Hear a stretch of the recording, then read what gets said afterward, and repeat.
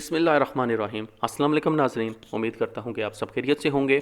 सबसे पहले मैं आपको एक चीज़ कंफर्म कर दूँ कि जो सोशल मीडिया पर फेक न्यूज़ फैलाई जा रही है 2-3 घंटे से कि पूरा सऊदी अरब 24 घंटे के लिए बंद कर दिया गया, वो बिल्कुल फेक न्यूज़ है।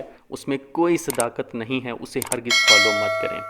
24 घंटे कर्फ्यू की जो अपडेट थी, जो लास्ट एक दिन पहले आई थी कि मज़ीद 9 सिटीज़ में जो है 24 घंटे का कर्फ्यू लगा दिया गया, वही लास्ट अपडेट है। अगर आपने वो वीडियो देखनी है तो आप ऊपर आई के बटन पर क्लिक करके वो वीडियो देख सकते हैं। आज जब मैं ये वीडियो बना रहा हूँ 2 घंटे पहले सऊदी वज़ारत दाखिला की तरफ से अपडेट है, और ये अपडेट उन इलाकों के लिए है जो जिनके लिए पहले ऐलान नहीं किया गया था। मतलब कि ये पूरा सऊदी अरब इसमें शामिल है, कि पूरे सऊदी अरब के लिए जहाँ पहले ऐलान नहीं किया गया था वो भी इसमें शामिल है। मतलब कि पूरे सऊदी अरब के लिए ये अपडेट है।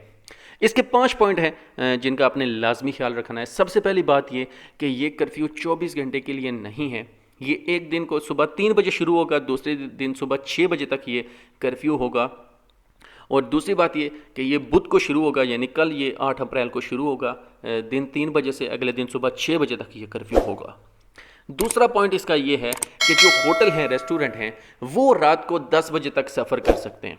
मतलब कि जो उनकी डिलीवरी करते हैं, जो उनकी जो ऐप्स होती हैं और जो व्हीकल्स उनकी जो होती हैं गाड़ियाँ, वो रात को 10 बजे तक वो डिलीवरी कर सकती हैं। मगर उनके लिए जो इस्तिस्ना हासिल है उनको, वो उनके लिए एक पॉइंट रखा गया है कि अगर वो डिलीवरी करने के लिए जाते हैं तो उन्होंने किसी एक बंदे के लिए या किसी फैमिली के लिए जो है वो डिलीवरी कर सकते हैं किसी के घर में।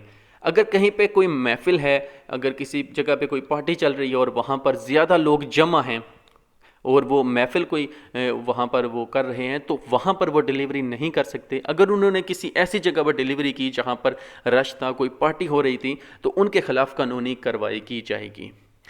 तीसरा पॉइंट इसके लिए ये है कि जो मेंटेनेंस की जो शॉप्स होती हैं और जो लॉन्ड्री शॉप्स होती हैं, गैस की मेंटेनेंस की, जो प्लम्बर होते हैं, इलेक्ट्रिशियन होते हैं, और जो ख़ासकर जो मेंटेनेंस वाली होती हैं गाड़ियाँ, मतलब कि अगर आप कहीं पे जा रहे हैं ज़रूरी काम से और आपकी गाड़ी ख़राब हो जाती है, अगर आप मेंटेनेंस वाले को फ़ोन करते हैं तो वो भी, उनको भी इस्तिस्ना हासिल है। वो किसी भी वक्त जो है वो सफ़र कर सकते हैं। उनके पास परमिट होना चाहिए, उनको पुलिस वाला नहीं रोकेगा, ना ही उनको कोई जुर्माना किया जाएगा।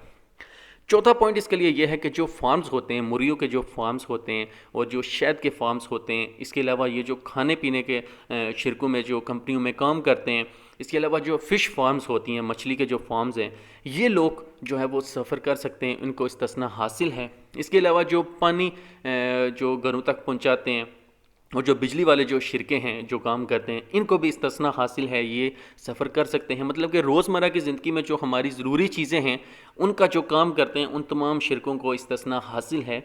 वो कहीं पे भी सफ़र कर सकते हैं, मगर उनके पास परमिट होना चाहिए। ये एक लाजमी जुज़्व रखा गया है।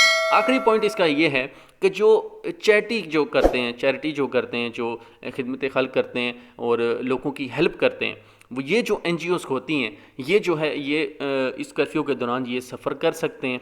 इनको इस्तिस्ना हासिल है, इनको जुर्माना नहीं किया जाएगा।